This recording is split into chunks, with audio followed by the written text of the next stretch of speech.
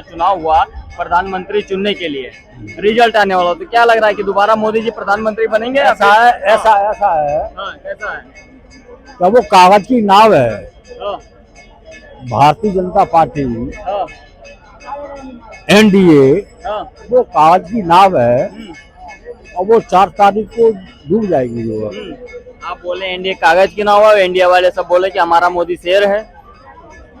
वो शेर काय का शेर है वो जो है, हाँ, मोदी काय का शेर है? वो गिदड़ है जो अपनी पत्नी को हाँ, व्यक्तिगत रूप से मैं कराऊं जो है, का जो अपनी पत्नी की रखवाली नहीं कर सकता, अपने पास नहीं रख सकता, तो काय का शेर है वो जो है? काय का शेर है? तो बोले मैंने देश के लिए घर परिवार छोड़ा है। वो तो नौटंकीबाज है जो है, वो नौटंकीबाज है मोदी जो है, ठीक है। उसके नौटंकी जो कर रहा है उसमें देश की जनता झांसे में आने वाली नहीं है, ना आएगी अब जो है।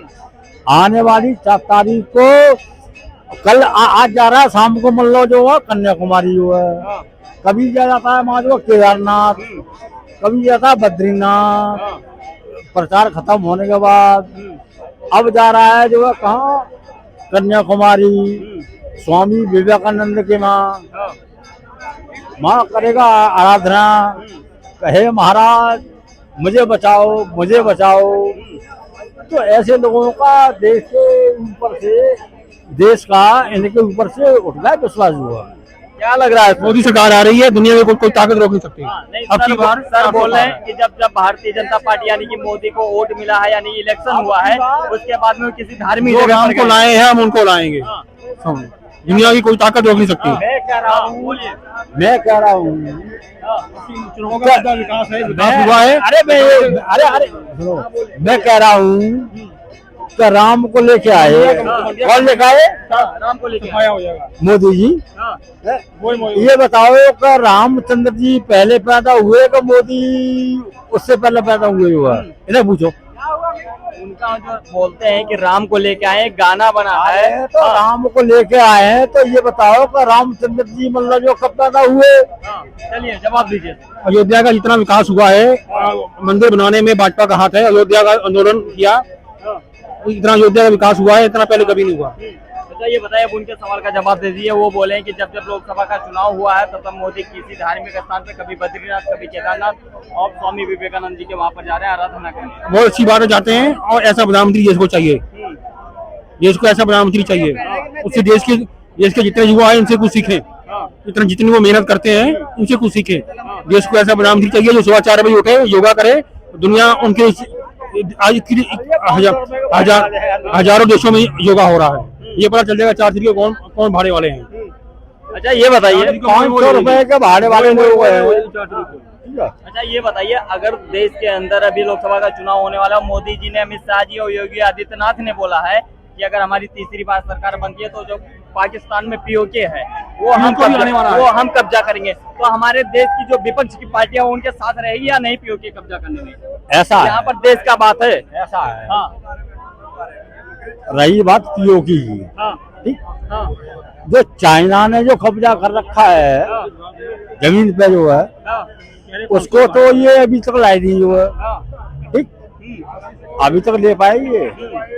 रही बात पीओके की जो है, ठीक है, पीओके को ये वापस लेके आएंगे, कब लाएंगे जो है, कोई समय सीमा तय है? अच्छा एक चीज और बता दिए, पीओके और चाइना की जो जमीन गई वो किसके राज में गई थी, किसके सरकार में गई थी? आधी जमीन तो चली गई जो है मोदी के शासन में जो है। अच्छा, ठीक, ठीक, और आगे? और आगे चली गई मतलब कांग्रेस के शासन में जो है। ठीक, अच्छा, ठीक। अब ये बताओ कि पीओके कब वापस आएगा जो है? मैं आपसे पूछना चाहता हूँ, ये लोग मतलब चिल्ला रहे हैं सभाओं में, रैलियों में कि हमारी सरकार बनी तो हम पीओके वापस लेके आएंगे जो है, तो कब लेके आएंगे जो है? मैं जवाब दे देता हूँ, 70 साल से जब ये कांग्रेस थी, ठीक है, इन लोगों ने कभी क्या कहते हैं बोला कि हमारा जो पीओके गया है इसे वापस लोगे नहीं लोगे। 10 साल में बोलते हैं। योगी जी ने बोला 6 महीने में पीओके लेंगे, हो सकता है साल भर लग जाए, लेकिन लेंगे जरूर। और सुनिए कांग्रेस में ही गई थी वो क्या कहते हैं, हमारी जमीन गई है ना, वो गई है। बातें एनआरसी और सीए की, जो ये कह रहे हैं कि कितने लोगों को मतलब बाहर से लाओगे, मतलब जो एक बात हुई है कि हमारे बाहर जो हिंदू लोग रह गए हैं उनको हम अपने देश में लाएंगे, बिल्कुल आएंगे। वहाँ पे हमारे हिंदू भाई है, वहाँ पे प्रताड़ित है, हमारे हिंदू है, चाहे वो मुसलमान चाहे हिंदू हो, है तो हिंदुस्तानी ही ना, उनको लेके आएंगे। बात रही बात इनकी रही रोहिंग्या वालों की, तो बाहर देश के जो जितने भी लोग आएंगे ना उनको खदेड़ेंगे। और कम से कम 26 करोड़ लोग हैं यहाँ पे जो बाहर के हैं। हम एक बात बताइए पत्रकार महोदय, अगर आपके घर में कोई बाहर का आदमी आके घुस जाए तो आप क्या करेंगे? आप लतियाएंगे और भगा देंगे ना, तो यही काम हम भी करेंगे ना, हम अपने घर में जगह नहीं देंगे। और ये जो कांग्रेस वाले क्या कहते हैं वहां से यहाँ पे बुला रही है, किस लिए बुलाए हैं? वोट के लिए। अरे भैया वोट बैंक में तो तैयार करना है, तभी तो जीतेंगे। ये 70 साल से ठप्पा मार मार के बैलेट पेपर पे बॉक्स में भरा, उसके बाद चेंज कर लिया, 70 साल से जीते आ रहे हैं, तब इन लोगों को हैक नहीं लगता है। और जब बीजेपी सरकार आती है 2 बार 2014 के बाद में, तो इन लोगों को लगता है ईवीएम हैक हो गया है। ईवीएम हैक हो गया है तो चुनाव आयोग कहता है आगे हैक करके दिखाओ, तब इन लोगों के फट जाती है पिछवाड़े से, तब इनको दिक्कत नहीं होती है। और 70 साल से जीते आ रहे हैं ये लोग, क्या काम किया 70 साल में? 70 साल के काम एक मिनट सुनिए, 70 साल से अगर इन लोगों ने काम किया होता तो 2014 के बाद इन गरीबों को आवास योजना देना पड़ेगा, बिजली पहुंचानी पड़ेगी घर तक, सड़कें बनवानी पड़ेगी। बताइए 70 साल में ये काम किया है? बताइए गरीबों का क्या हाल होगा? सर क्या हुआ विकास 70 साल? ऐसा है, ऐसा बता दीजिए। आज की तारीख में आप खड़े हो यहाँ पे, बिल्कुल मैं खड़ा हूँ। 70 साल का विकास है ये, गिनवा दीजिए आज। यहाँ खड़े हो। हाँ। ठीक, ये छोटा भाई कह रहा है कि ये हुआ कि वो हुआ। ठीक, आज की तारीख में जो विकास हुआ है 70 साल में कांग्रेस ने किया है वो। ठीक, ठीक है। क्या विकास तो किया है, लेकिन नाम तो बताइए विकास का। एक मिनट